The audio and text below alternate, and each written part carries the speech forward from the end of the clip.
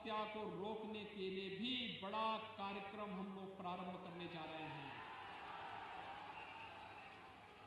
उत्तर प्रदेश के अंदर कोई गौ हत्या नहीं कर सकता।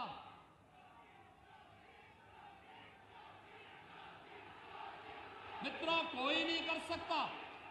टीएमसी के नाम पर जो लोग गुंडागर्दी कर रहे हैं, आप देखते होंगे उत्तर प्रदेश के अंदर जो लोग पहले गुंडागर्दी करते थे, आज वे लोग अपने गलियों में अपने गले में तख्ती बांध करके चलते हैं कि रहम कर दो।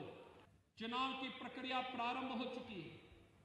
बस अब मान करके चलिए 2 मई के बाद भारतीय जनता पार्टी की सरकार जब बंगाल के अंदर बनेगी तो टीएमसी और कम्युनिस्टों के नाम पर गुंडागर्दी और अराजकता फैलाने वाले गुंडे अपनी जान की भीख मांगते हुए गलियों अपने गले में तख्ती लेकर के घूमते हुए फिरेंगे। और उस समय फिर वो दृश्य देश के सामने होगा कि जो भी कानून के साथ खिलवाड़ करेगा उसको अपनी जान की भीख मांगने के लिए इसी प्रकार से मजबूर होना पड़ेगा। वैश्विक मंच पर जाकर के बंगाल की धरती का एक युवा सन्यासी बंगाल की धरती से ही आह्वान करता था, और उनका जो आह्वान था वह भारत को जागृत करने का आह्वान था। उन्होंने इस समय कहा था कि गर्व से कहो हम हिंदू हैं। इस स्वामी विवेकानंद का यह वक्तव्य कोई सांप्रदायिकता का प्रतीक तो नहीं था। गौ हत्या को रोकने के लिए भी बड़ा कार्यक्रम हम लोग प्रारंभ करने जा रहे हैं। उत्तर प्रदेश के अंदर कोई गौ हत्या नहीं कर सकता।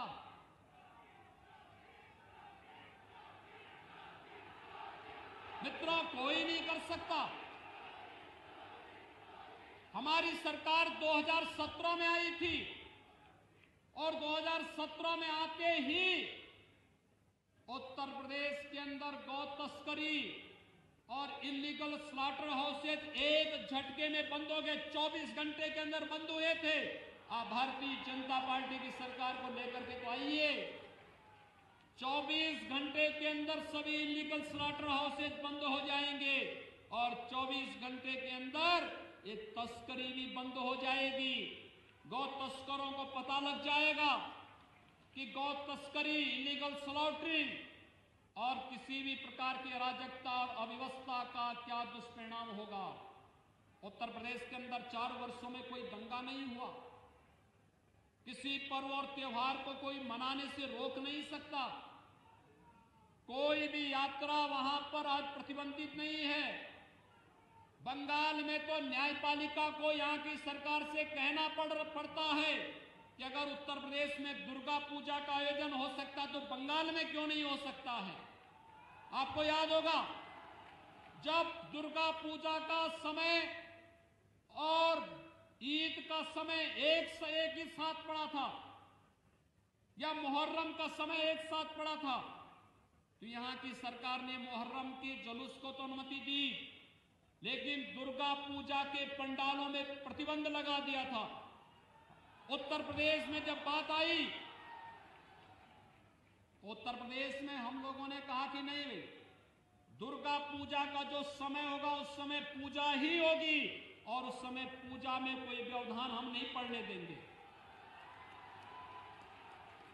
और एक भी जगह पूजा के पंडाल नहीं रोके गए थे। लेकिन बंगाल के अंदर बैन किए जाते हैं, पूजा को प्रतिबंधित किया जाता है, भावनाओं के साथ खिलवाड़ किया जाता है, गौ तस्करों को प्रश्रय दिया जाता है, उनके समर्थन में सत्ता के यहां पर वक्तव्य आते हैं। ये मुझे आश्चर्य होता है इन सब बातों को लेकर के कि भारत की आस्था के साथ खिलवाड़ है और भारत अपनी आस्था के साथ कभी खिलवाड़ बर्दाश्त नहीं कर सकता है। और बंगाल की धरती भारत के सांस्कृतिक राष्ट्रवाद की धरती के रूप में अपनी पहचान बनाई है और बंगाल की धरती का यह संदेश एक बार फिर से पूरे देश के अंदर गूंजना चाहिए कि जो कार्य कभी स्वामी विवेकानंद जी ने कहा था, उन्होंने दुनिया के यानी वैश्विक मंच पर जाकर के बंगाल की धरती का एक युवा सन्यासी बंगाल की धरती से यह आह्वान करता था और उनका जो आह्वान था वह भारत को जागृत करने का आह्वान था। उन्होंने इस समय कहा था कि गर्व से कहो हम हिंदू हैं। इस स्वामी विवेकानंद का यह वक्तव्य कोई सांप्रदायिकता का प्रतीक तो नहीं था। स्वामी विवेकानंद का यह वक्तव्य तो भारत को जोड़ने वाला वक्तव्य था। भारत की सनातन संस्कृति को वैश्विक मंच पर स्थापित करने का, वैदिक परंपरा को वैश्विक मंच पर स्थापित करने का एक मंत्र था। स्वामी विवेकानंद की इस परंपरा को मैं प्रणाम करता हूं। रामकृष्ण परमहंस की साधना से पवित्र इस धरती ने, स्वामी प्रणवानंद जी की साधना से पवित्र इस धरती ने भारत के राष्ट्रवाद को एक नई ऊंचाइयां प्रदान की थी, जिसने भारत के अंदर देखते ही देखते आजादी के बंदों को वंदे मातरम के इस मंत्र के माध्यम से विदेशी हुकूमत के खिलाफ लड़ने की एक नया जोश और एक नया तेज दिया था। और भाइयों बहनों, एक बार फिर से जो लोग तुष्टीकरण की राजनीति करके बंगाल के सामाजिक और यहां की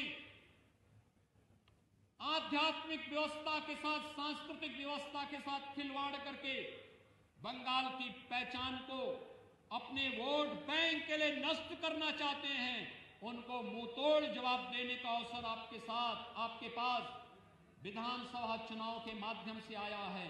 मैं आप सभी का आह्वान करने के लिए आया हूं कि बंगाल की धरती को हम अराजकता की धरती नहीं बनने देंगे। आप निश्चिंत रहिए, भारतीय जनता केवल अब ये 1 महीने का मात्र समय है। 1 महीने के अंदर एक परिवर्तन जमीन पर उतरता हुआ दिखाई देगा।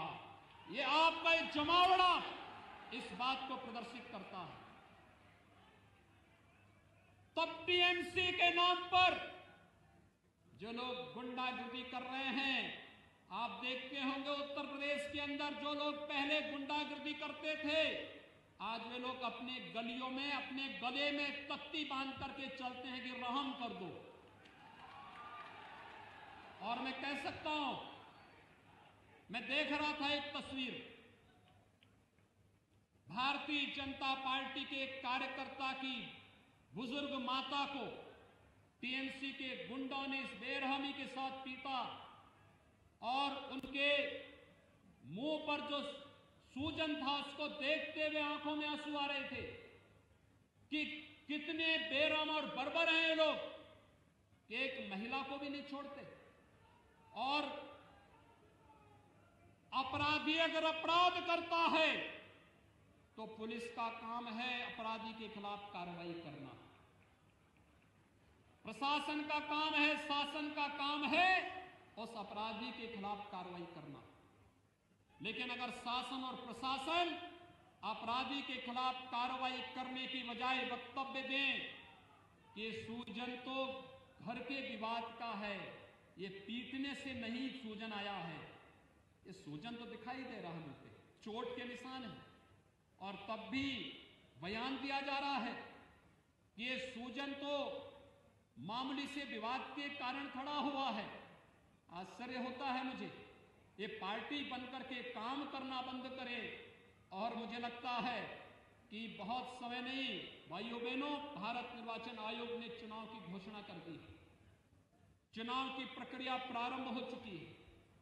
बस अब मान करके चलिए 2 मई के बाद भारतीय जनता पार्टी की सरकार जब बंगाल के अंदर बनेगी तो टीएमसी और कम्युनिस्टों के नाम पर गुंडागर्दी और अराजकता फैलाने वाले गुंडे अपनी जान की भीख मांगते हुए गलियों, अपने गले में तख्ती लेकर के घूमते हुए फिरेंगे।